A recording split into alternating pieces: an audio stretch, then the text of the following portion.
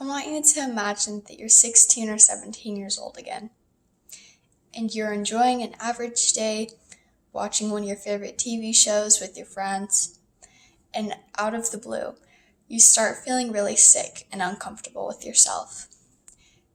But you're not sure what's going on. And then you start to realize that your pain and discomfort is focused in your groin. But you have no idea what's going on because you never had a proper sexual education. Unless you grew up in one of the 13 states which requires accurate and comprehensive sex education, you might have possibly gone through an experience like this. My name is Sven Hirsch, and I firmly believe that everyone deserves the right to have proper sex education, and I did some research to help identify why sex education is so important and why we have been failing people in America to properly educate our youth. In 2011 through 2013, 43% of adolescent females and 57% of adolescent males did not receive information about birth control before they had sex for the first time. And that is a direct quote from Planned Parenthood.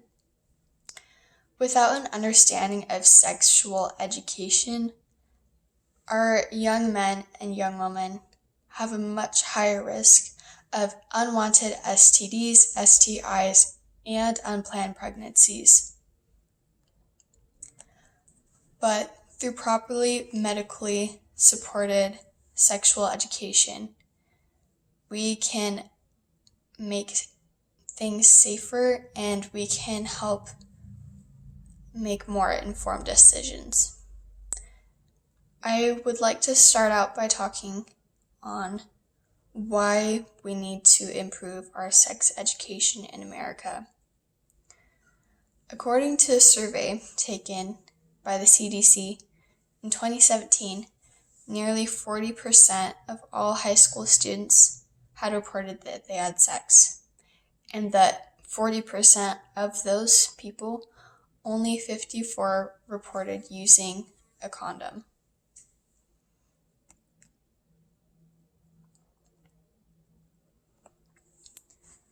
Also, those who teach sex education in schools typically tend to focus more on Christian-based values and stick to only teaching abstinence, rather than informing people on medical research and scientific-based information and precautions on safe sex. Most people in the United States have sex at least once in their life, so we need to teach them the real facts and hard evidence on STDs, STIs, and on safe sex and what to do about unwanted pregnancies and overall helpful information in safe sex.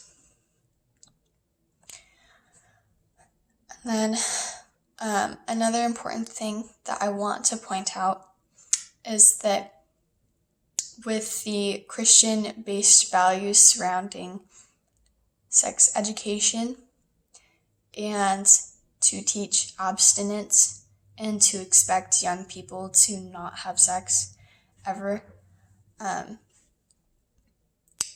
aside from that, sex is a very broad topic, and there's many things that get overlooked in regular sex education, including sexual anatomy, human sexuality, reproduction, sexual consent, and sexual relationships, and anything that might fall under sexuality.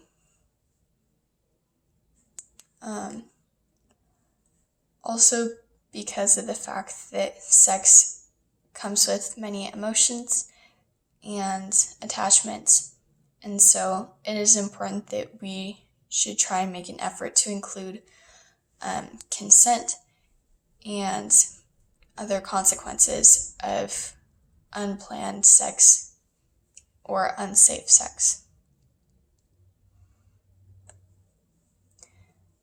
Our other big problem with not having a proper and medically backed sexual education is STDs and STIs. A quote from NASN states that rates of sexually transmitted infections are at an unprecedented high in the United States, and more than half of newly acquired infections occur among adolescents and young adults. And if we can educate our teens and younger people of diseases and infections that are transmitted, we can be able to lower those rates of how much is being transmitted and be able to also educate people on how to treat themselves when they might possibly receive a disease or an infection. Next, our biggest problem is teen pregnancy.